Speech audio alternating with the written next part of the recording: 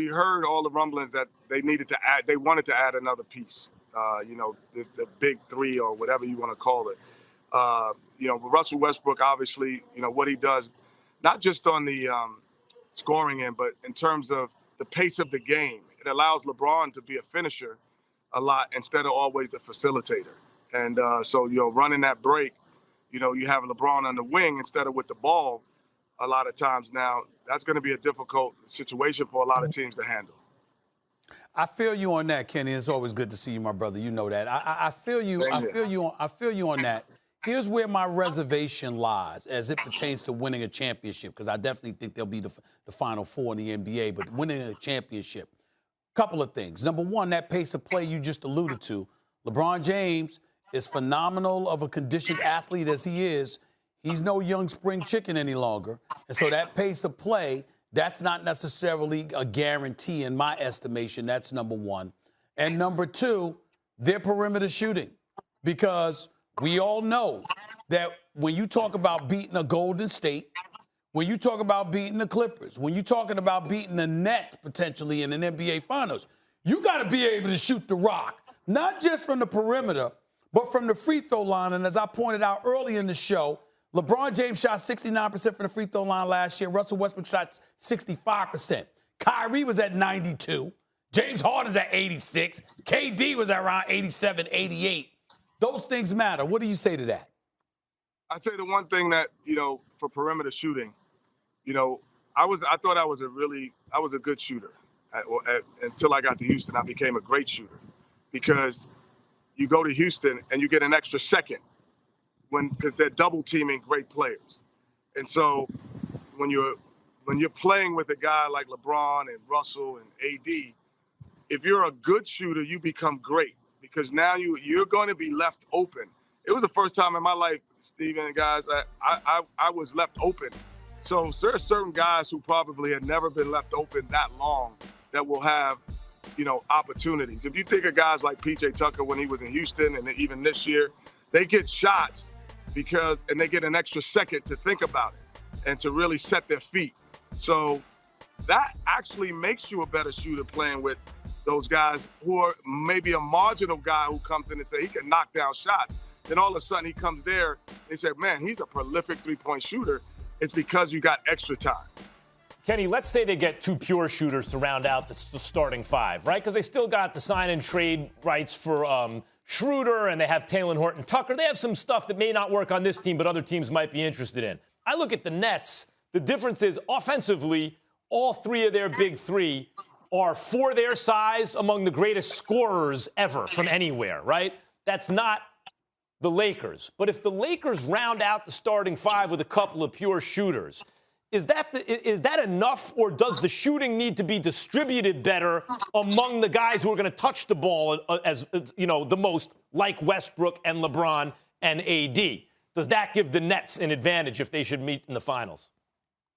Are we already negating the fact that the Milwaukee Bucks won the Yeah, because they only won because the Nets got hurt. Come on, Kenny. That they're going to be back anywhere?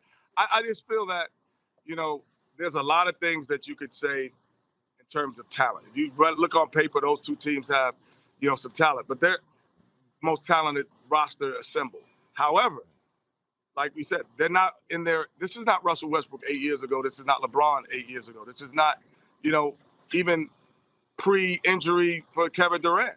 Like, if Kevin Durant is in the Olympics 5 years ago, they don't lose a game. Like, he could take over all of those games. So this is not the same kind of guys. And, youthfulness, energy, playing together, that means something. So I wouldn't just hand those two teams, the East and the West, at all. I think that they're going to have to work for it. They have to stay injury free. They're going to be playing saving him for this game, and that gets you out of rhythm. And I thought that got the Lakers out of rhythm this year, and we'll see if it doesn't do it this next year. Russell Westbrook, Kenny Smith, fourth team in 4 years. Teammates: Kevin Durant, Reggie Jackson, Serge Ibaka, Victor Oladipo, Paul George, James Harden again, Bradley Beal. No championship to show for it. and now has got LeBron James and Anthony Davis as his teammate. At the start of this show, I talked about how because he's so phenomenal and because he's a surefire first ballot future Hall of Famer, all of those things taken into consideration, he will never be under more pressure than he will be this year. He won't care, but that's the situation. Am I right or wrong about that? Well, I don't think not having a championship dampens your legacy, but it definitely adds to it. Like, it definitely adds to it. The reason I'm on TNT and sitting here with you at ESPN right now is because I won 2 championships. I have a perspective that's going to be different and that has a finality to it. So, yes, winning a championship for Russell Westbrook, does it help his career? Yes. Does it dampen it if he doesn't? No, he's done enough individually. But it makes him, when you walk around with that championship, that C on your left shoulder, like that's a different perspective. But Kenny, and a different thought process. Yeah, but I'm asking you, coming into this season, I don't know of anybody who will be under more pressure than him because of those things I outlined. What do you say to that? The Brooklyn Nets. Okay. I say the Brooklyn Nets. The Brooklyn Nets are because you assemble this roster, then it wasn't healthy. You come back, you got to win it. You got to be in the finals. You got to be there because to me, then it's like, is this really what we should have done? And are we going to, are these guys going to stay hurt? Are they going to be healthy enough? Are they going to be cohesive enough? And to me, the Brooklyn Nets are just as much pressure as Russell Westbrook. And as a team, they probably have more pressure than any team to win a championship.